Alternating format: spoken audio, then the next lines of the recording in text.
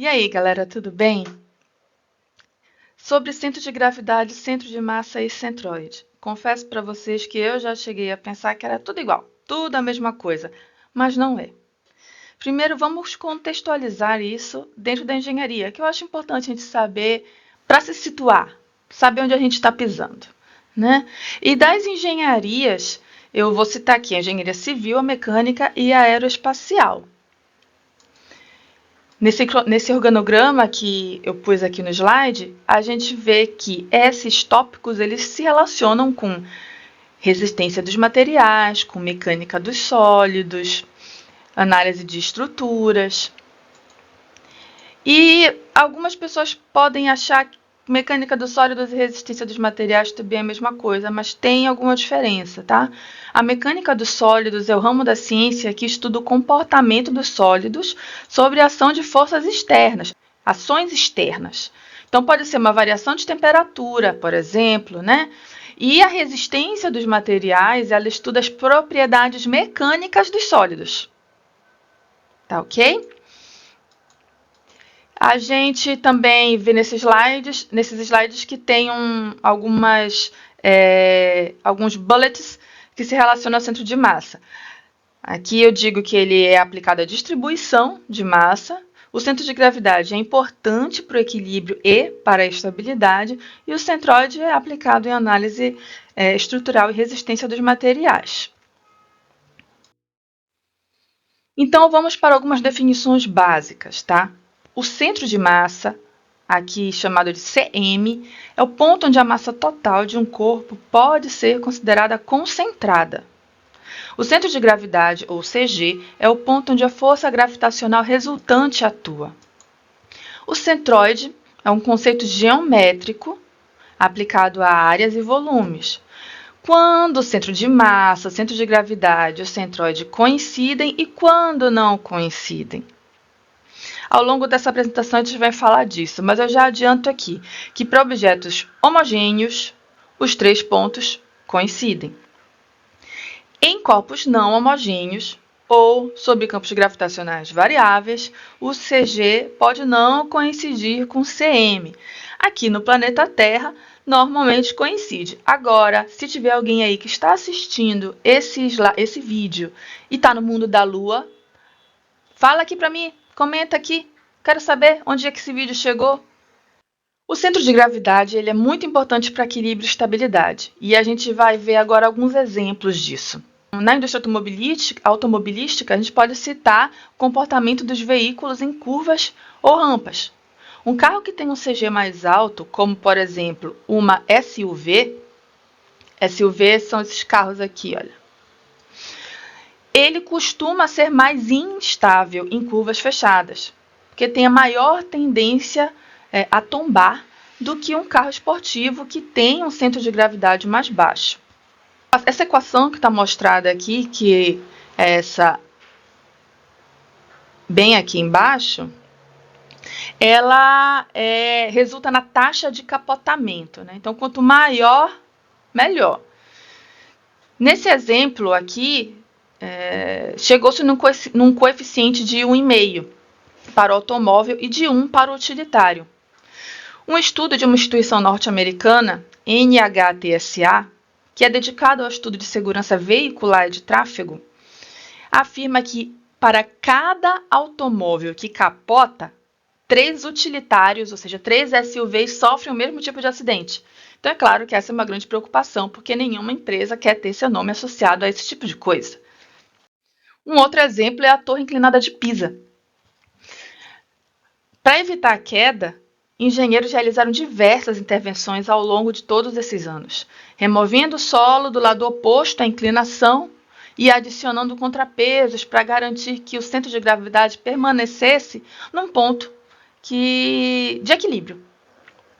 Um outro exemplo também, que é onde o centro de gravidade é muito importante e é numa atividade cotidiana, que é subir no móvel para trocar uma lâmpada. Existe um risco de queda se a pessoa se inclina demais ou de menos. O centro de gravidade do sistema, que é a pessoa mais o móvel, ele pode sair da base de apoio e se sair da base, ocorrerá uma queda. E quedas são perigosas, tá, gente? Essas quedas que parecem bobas podem ser muito perigosas. Então, a maneira mais segura é usar uma escada apropriada e, preferencialmente, ter alguém por perto, tá? Vamos falar agora sobre o centro de massa. Ele é aplicado à distribuição de massa. Exemplos disso, na vida real, são sistemas de satélites, espaçonaves. Porque no espaço, o movimento de um satélite ele depende da posição do centro de massa. Numa aeronave, numa espaçonave, se os propulsores não estiverem alinhados com o centro de massa, a nave pode girar e ela não vai se deslocar para onde é desejado. Um outro exemplo disso também são as manobras dos ginastas e dos skatistas. Eles têm uma inteligência corporal ali e que durante os saltos e as acrobacias, eles se movimentam de forma a ajustar os seus corpos para alterar o centro de massa conforme a movimentação e manter o equilíbrio. O centroide, ele é aplicado em análise estrutural e resistência dos materiais, como eu já falei aqui algumas vezes, e a gente pode ver isso em aplicação disso no dia a dia em vigas, edifícios e pontes. O centroide da seção transversal de uma viga indica onde as tensões se equilibram. Isso serve para calcular flexão e deformações. Deformações, como assim? Gente, as vigas dos prédios e demais estruturas civis, elas são sujeitas a deformações, por mais que a gente não veja, por mais que sejam muito pequenas. Então, imagine aqui que essa viga está apoiada em 2 pontos. Tá? Na vida real poderiam ser pilares. E ela tem um carregamento distribuído aqui em cima, pode ser uma parede, por exemplo. Com o esforço, a viga tende a fazer um movimento de curvatura aqui. Então, isso é o que a gente chama de deformação. Claro que a olho nu é quase impossível de ver, a menos que a estrutura já esteja ultrapassando alguns limites.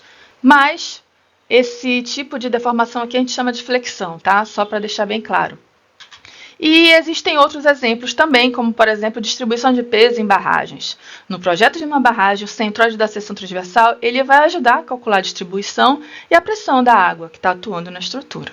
Calma lá, gente. Apareceram fórmulas aqui, mas é muito importante que a gente veja que esses 3 pontinhos, centro de gravidade, centro de massa e centroide, eles têm uma formulação geral muito parecida, porque seguem a mesma ideia.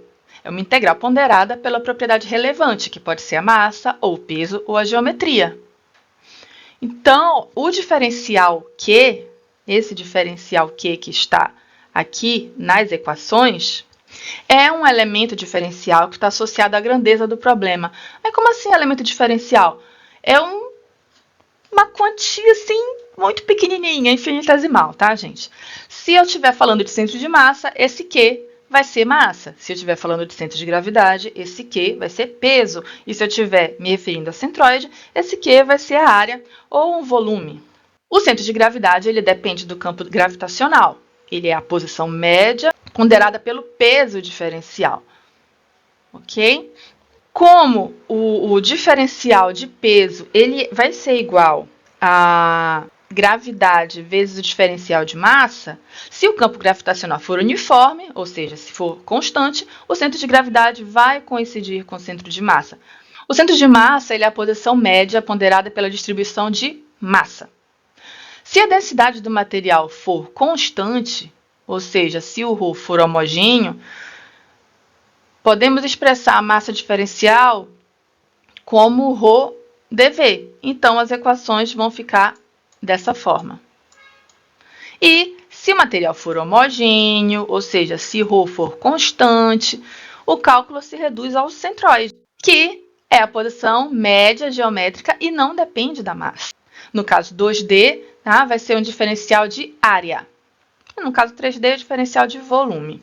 Pequeno resuminho aqui. Quando é que os 3 coincidem? No caso de uma barra metálica homogênea sobre o planeta Terra, aqui no planeta Terra.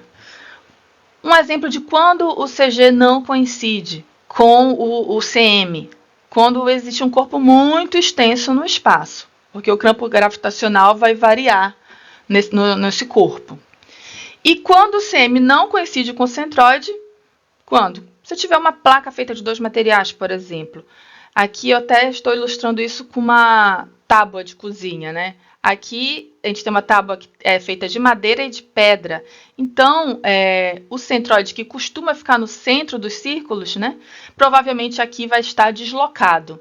Densidade constante e material homogêneo. Vamos tentar definir esses conceitos para que eles fiquem bem nítidos na nossa cabeça. Densidade constante significa que a massa por unidade de volume do material não varia ao longo do corpo. Aqui, gente, densidade, tá? Eu vou fazer aqui massa sobre volume. Isso implica que qualquer pedaço do material tem a mesma densidade de qualquer outro pedaço. Mas não significa necessariamente que o material seja homogêneo. Essas placas de madeira usadas em móveis, MDF ou laminado, são exemplos disso. A densidade é constante, mas não é uma placa homogênea. Já o material homogêneo é caracterizado pelas propriedades que são as mesmas em qualquer ponto do material. Isso não se limita apenas à densidade, mas inclui também propriedades mecânicas, como módulo de elasticidade, condutividade térmica e etc. Se um material é homogêneo e isotrópico, significa que ele tem a mesma estrutura e composição em qualquer ponto. Um bloco de alumínio puro é homogêneo, porque tem a mesma composição em toda a sua extensão. Uma viga de concreto reforçado não é homogênea, pois tem partes de concreto, partes de aço. Resumindo, se um material é homogêneo, ele tem, sim, densidade constante, mas o contrário nem sempre é verdade. Vamos fazer alguns exercícios. Sobre centro de gravidade, centro de massa e centroide, analise as seguintes afirmações e marque verdadeiro ou falso. Vamos lá, gente. O centro de massa e o centro de gravidade sempre coincidem independentemente do campo gravitacional. Então, isso é falso. Isso é falso, né, gente? Porque, deixa eu colocar aqui o Fzinho de falso. Falso. Porque o CM ele depende da distribuição de massa e o CG depende do campo gravitacional. Então, se o campo gravitacional não é uniforme, eles não vão coincidir. Letra B. Se um corpo for homogêneo e estiver sob um mesmo campo gravitacional, sob um campo gravitacional uniforme, o centroide, o centro de massa e o centro de gravi coincidirão. Verdadeiro. O centroide é um conceito puramente geométrico, que independe da densidade do material. Verdadeiro. Para um satélite em órbita, o centro de gravidade pode diferir do centro de massa devido à variação do campo gravitacional. Correto. Verdadeiro. E letra E. Em uma viga composta por 2 materiais de diferentes densidades, o centroide coincide com o centro de massa. Opa, gente, não, né? Nós vimos que isso não acontece, portanto, esta letrinha aqui é uma afirmação falsa. Vamos conferir o gabarito? Isso aí, galera. Então, se vocês quiserem dar um print aí na tela. Vamos para o segundo exercício. O centro de gravidade é de um triângulo, considerando que esse triângulo é um corpo homogêneo. Determine o centro de gravidade de um triângulo homogêneo de base B igual a 6 metros e altura H igual a 4 metros. Considerando que a densidade do material é uniforme. Então, vamos lá. Esse é o nosso triângulo. E, para calcular a coordenada em x, a gente pega o comprimento dessa base e divide por 3. Ou seja, a coordenada em x é 2 metros. E para y é a mesma coisa, só que agora a gente vai pegar a altura, 4 metros, dividido por 3. O que resulta em 4 dividido por 3 dá 1,33 metros. Gente, tem uma falha aqui, que agora que eu percebi. Bom, é isso aí. Agora que eu percebi que no desenho está em milímetros, tá, gente? Não façam isso em casa, crianças. Vamos imaginar que onde está milímetro é metro, tá? Porque no comando da questão está falando metro. Para um triângulo homogêneo, o centroide ele está localizado a 1/3 da base e 1/3 da altura, tá, gente? Então, chegamos aqui à resposta do nosso problema, ok? Para valores de centroide de figuras assim conhecidas, a gente pode recorrer às tabelas, tá? Círculos, retângulos, triângulos. Onde vocês podem encontrar essas tabelas? Nos livros de mecânica dos sólidos ou de resistência dos materiais. Essa tabela, por exemplo, eu tirei do livro do Beer. Vamos para um terceiro exercício, que é o exercício sobre centros de gravidade de massas pontuais. 3 massas pontuais estão dispostas no plano conforme os seguintes dados, tá? A massa 1 ela tem 5 kg, está na posição 2 e 3. A massa 2 está na posição onde x é igual a 6 e y é igual a 5. E a massa 3, de 4 kg, está na posição de x igual a 4 e y igual a 2. Vamos determinar as coordenadas desse sistema. Como é que a gente faz isso? Vai ser um somatório das 3 massas, vezes, claro, a posição x. Isso para calcular a coordenada x do sistema, tá? E para y, a mesma coisa. Vamos substituir aqui os valores, primeiro das massas, que vai dar 12 quilos. Dessa vez eu usei a unidade correta? Sim, quilo, tá tudo quilo. E o somatório desse produto aqui, de massa vezes a posição, e vai ser 5 vezes 2, mais 3 vezes 6, mais 4 vezes 4. Isso vai dar 44, tá? Podem usar a calculadora de vocês aí para conferir. Se não tiver correto, coloca aqui nos comentários. Vamos fazer a mesma coisa para a coordenada y. E depois disso, vamos substituir os valores. O valor de x é 3,67 e o valor de y vai ser 3,17. Gente, acho uma coisa importante aqui para falar para vocês. Eu costumo colocar par ordenado separado por vírgula. Eu até errei aqui e coloquei a vírgula para separar decimal. Mas eu me habituei a fazer isso, separar decimal com ponto e separar aqui o par ordenado com vírgula, tá? Mas vocês façam do jeito que vocês acharem melhor, tá? Até mesmo porque aqui no Brasil a gente sabe que o separador de decimais costuma ser a vírgula. Mais um exercício. Vamos agora calcular o centroide de uma placa retangular com furo. Uma chapa metálica de 60 cm por 40 cm tem um furo circular de 10 centímetros de diâmetro, localizado a 20 centímetros e 30 centímetros em relação ao canto inferior esquerdo da placa. Então é isso, né, gente? O canto inferior esquerdo vai ser este cantinho aqui, tá? A chapa é homogênea e tem densidade uniforme. O furo representa a remoção de massa. Então, determine as coordenadas do centroide da chapa. Como é que a gente pode proceder? Vamos calcular separadamente o centroide do retângulo, como se ele fosse inteiro. Depois, a gente calcula a área do furo e o centroide da figura que ocuparia o local do furo, e a gente subtrai um do outro.